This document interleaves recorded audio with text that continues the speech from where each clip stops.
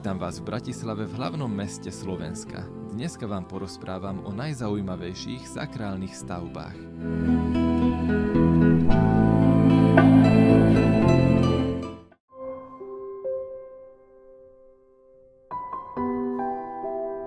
Jeho základ tvorí pôvodný gotický kostolík.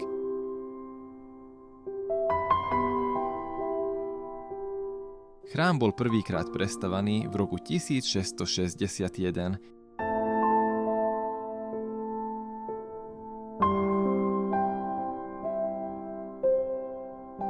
Chrám slúžil najprv rímskokatolíckej cirkvi.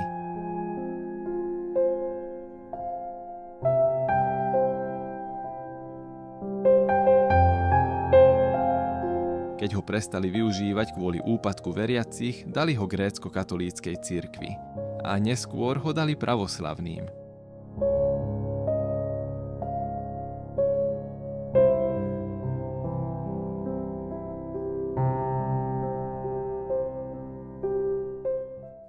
Kostol doteraz funguje na bohoslužby a je najstarším kostolom v Bratislave.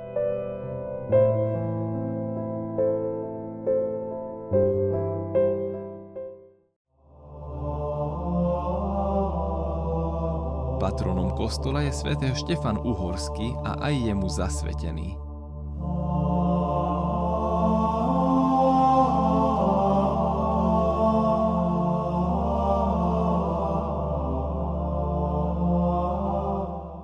Kostol začali stavať v roku 1709 a dostavaný bol o 6 rokov neskôr.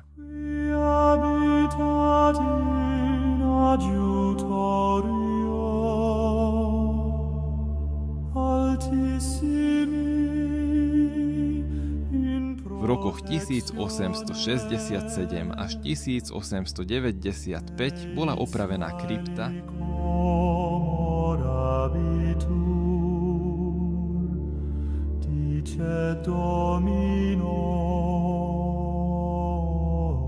ktorá bola neskôr zasypaná a odhaduje sa, že je tam pochovaných vyše 200 ľudí.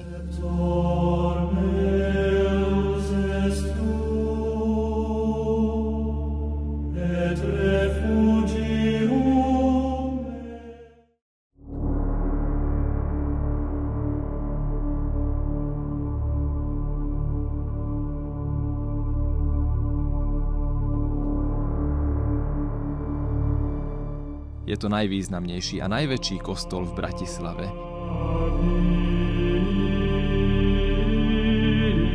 Je to gotická stavba.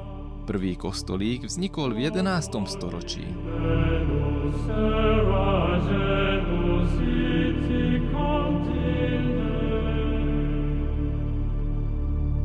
V roku 1563 dóm zažíva svoje najslávnejšie obdobie, je zvolený ako korunovačný chrám Uhorska.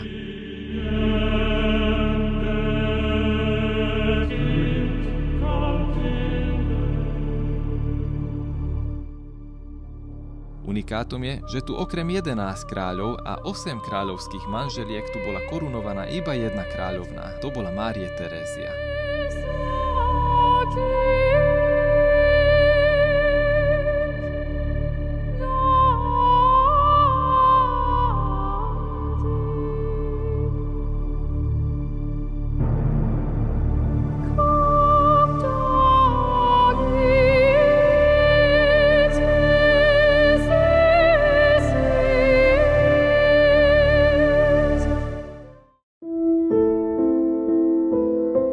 Kostolík bol postavený v roku 1909 až do roku 1913.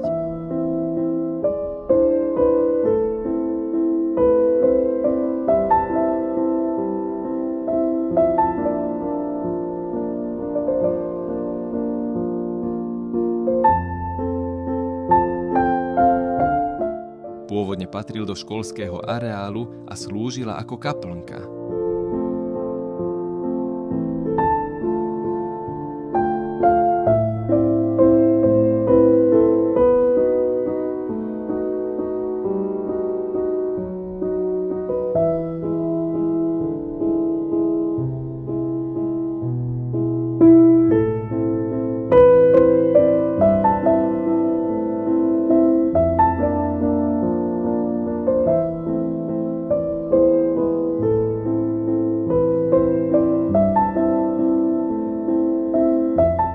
zasvetený Alžbete Uhorskej, dcére uhorského kráľa Ondreja,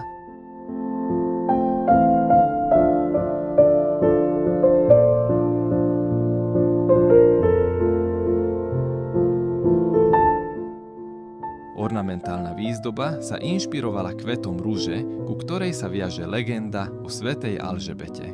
A ja sa s vami lúčim.